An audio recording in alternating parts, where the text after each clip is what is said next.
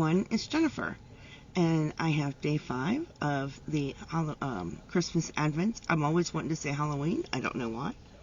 So I have my Southern Skeins calendar. And I'm pulling out day 5. There it is. So there's day 5 of that one. And I will come over here to the Sewing Advent. And I will find day 5. There's day 5. And day 5 is white polyester thread. Right here. There it is. That's cool.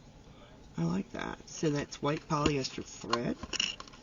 We've got that one. And I'm going to set it up here. Oh, hopefully it won't fall. And day 5 for Woobles. Pull out the drawer.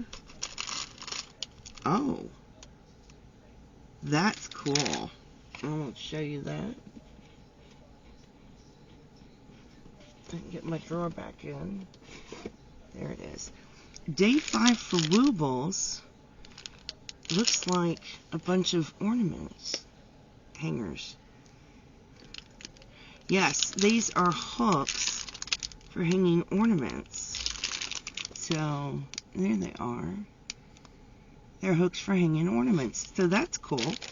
And day 5 for Southern Skeins. Let's open this one up. And check out this color.